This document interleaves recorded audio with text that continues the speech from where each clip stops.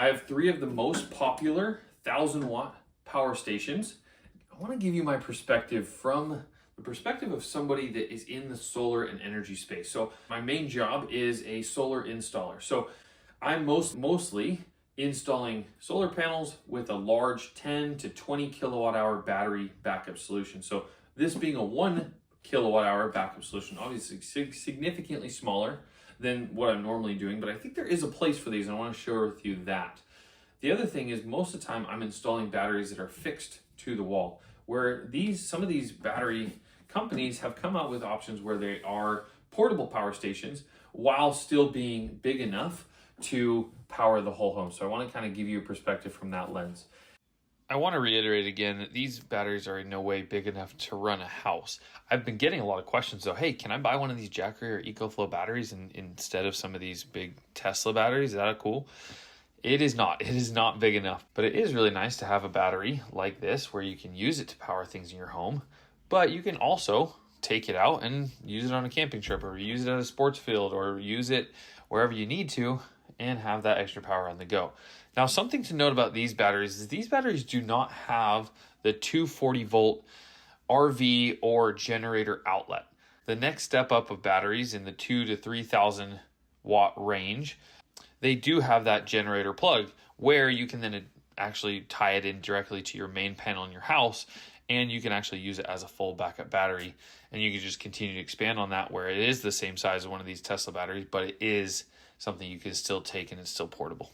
But that's not the case in these. These are really just for small appliances. So I want to show you how they perform in actual backup situations and what you really need and what they can actually power.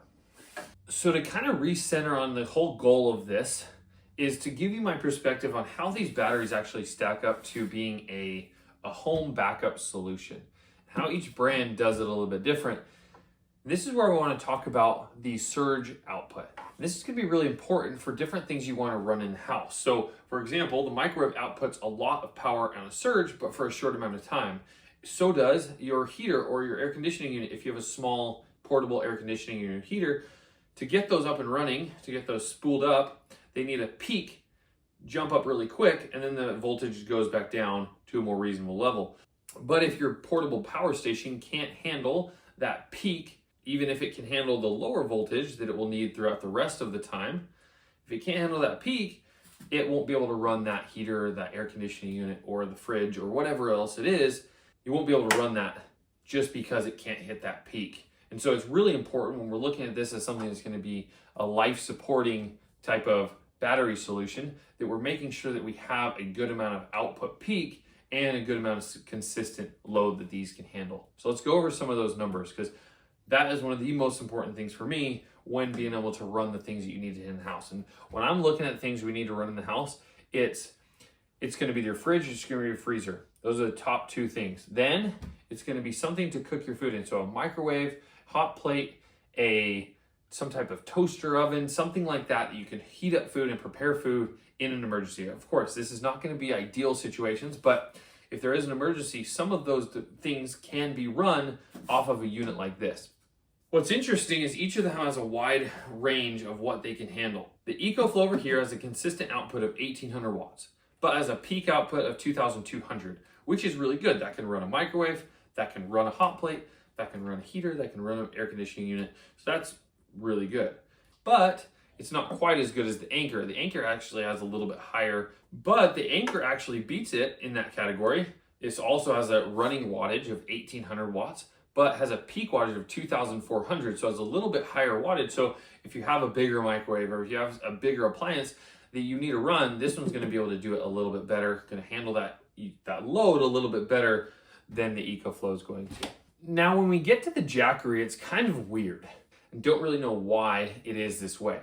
But it has a running wattage of 1,500 watts, which is 300 watts lower than these, which is going to be harder to run like a microwave consistently for maybe 2-3 minutes. If you're heating something up in the microwave for 2-3 minutes, that's going to be harder. But on the opposite side of the spectrum, I guess, this has a 3,000 watt peak output, which is weird that it has such a high peak output, but then a lower running wattage. So I feel like that's a little bit overkill on the peak output, and a little bit underkill on the running output. So, and I'm not sure what Jackery's goal was for that. I may have to do more research and kind of understand what they're wanting you to power with that type of load profile, with a 3,000 watt output, but then only a 1,500 watt, normal capacity or a normal output. When you're looking at the things that you're needing in your home, or the things you're going to need to charge, or that you're going to need to power, take into account what these things can actually handle. The next thing I want to talk about is the longevity of these batteries. The batteries in general have gotten really good. Like the batteries that we install normally are the Tesla Powerwall 3s or the Enphase 5Ps. Both of those batteries have really good lifespan. They have a 10-year lifespan for the Tesla and a 15-year lifespan for the Enphase 5Ps. Now, let's talk about the lifespan of these. And these are very similar. They all have a 3,000 charge cycle lifespan, meaning you could almost charge them and discharge them every single day for 10 years, and they would still be above the threshold that they say I think it's 70%. They're not going to degrade more than 70% over that 3,000 charge cycle. So this is something you could last 10 to 15 years, and you buy this one battery, and now 10 to 15 years later, you still have something that can be a backup power for some devices in your home: phones, computers, laptops, fridge, freezer, and a smaller device to cook.